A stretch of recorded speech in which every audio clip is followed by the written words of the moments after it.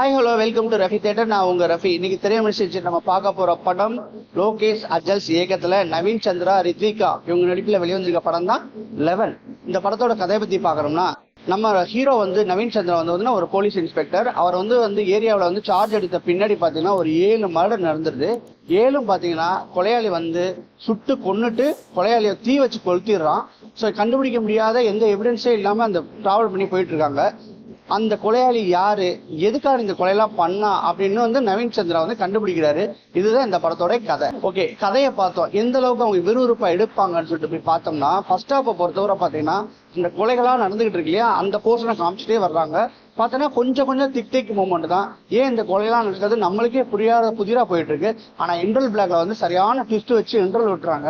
இன்டர்வலுக்கு பின்னாடி பாத்தீங்கன்னா அந்த கொலையை பண்ற மர்டர் வந்து பாத்தீங்கன்னா நம்ம பக்கத்திலே இருக்கான்னு சொல்லிட்டு அந்த போலீஸ் இன்ஸ்பெக்டர் சொல்லும் போது பாத்தீங்கன்னா நம்மளுக்கு பிபி ஏற்கிறது. அதுல இருந்து படம் பாத்தீங்கன்னா செகண்ட் ஹாஃப் வந்து நல்லாவே டிராவல் பண்ணி சூப்பரா கொண்டு போயிட்டு இருக்காங்க. கடைசியில வந்து மர்டர் யாருங்கும் போது அட நீயாடா இத்தனை கொலையை பண்ணது அப்படின்னு நமக்கு தெரிஞ்ச அளவுக்கு வந்து இந்த படத்தை நல்லா பண்ணியிருக்காங்கன்னு சொல்ல முடியும். எந்த ஒரு சைக்கோ த்ரில்லர் படம் ஜெயிக்கணும்னா அந்த சைக்கோ ஆன காரணங்கள் வந்து ரொம்ப வெயிட்டா இருக்குன்னு சொல்லுவாங்க. இந்த வரிசையில பாத்தீங்கன்னா நம்ம ராட்சசன் படத்துல பாத்தீங்கன்னா அந்த கில்லர் வந்து பாத்தீங்கன்னா சைக்கோ ஆனதுக்குள்ள ரீசன் வந்து செம்ம ஸ்ட்ராங்கா இருந்துச்சு. அதனாலயே நம்ம தெரியல, பட்டி தொட்டில இருந்து இந்தியா ஃபுல்லா, ஹிந்திலயும் சரி தெலுங்குலயும் சரி கன்னடா எல்லா லாங்குவேஜ்லயும் பாத்தீங்கன்னா அந்த படம் பட்டையை கிளம்பிச்சு. இது எல்லாருமே தெரியும். அதுக்கு அடுத்த படம் பாத்தீங்கன்னா நம்மளுக்கு வந்து போர்த்தொழில சொல்லலாம். அந்த போர்த்தொழில் படத்துக்கும் அந்த சைக்கோ ஆனதுக்குள்ள ரீசன் வந்து ரொம்ப ஸ்ட்ராங்கா இருக்கும். அதனாலயே தெரியல போர்த்தொழிலுமே வந்து நல்ல சக்சஸ் ஆகிடுச்சு.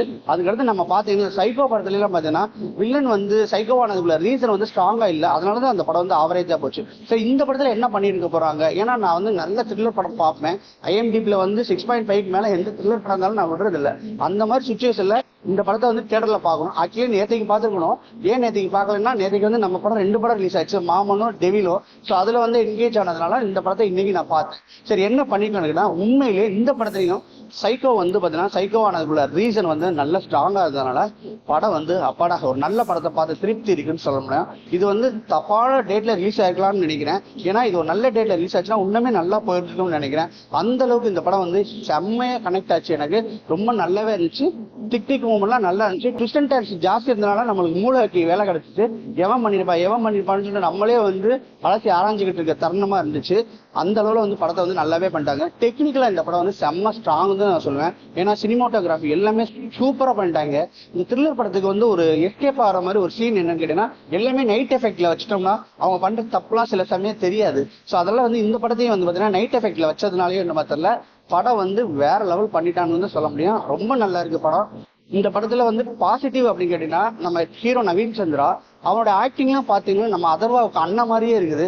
அவன் முழிக்கிறது, அந்த மொழி, அந்த அந்த வெயின் ஆர்ம்ஸ், இந்த மாதிரியே வந்து பார்க்க போது ஒரு போலீஸ் காப்புக்கு ஒரு அருமையான ரோலை தேர்ந்தெடுத்துக்கான்னு நினைக்கிறேன்.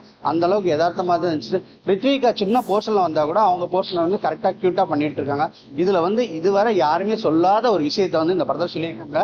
அந்த கில்லர் வந்து பாத்தீங்கன்னா சைக்கோவா மாறதுக்கு அந்த விஷயம் வந்து பாத்தீங்கன்னா இதுவரை யாருமே அந்த மாதிரி சொன்னதில்லை. அந்த அளவுக்கு ஒரு புதுசான ஒரு புதிய கண்டுபிடிப்புல தான் அவன் சைக்கோவா ஆறாங்க சொல்லணும்னா ஓரளவு நல்லா இருந்துச்சு. சரி, பரவாயில்ல, இதுவரை இந்த மாதிரி படமே பார்க்கல.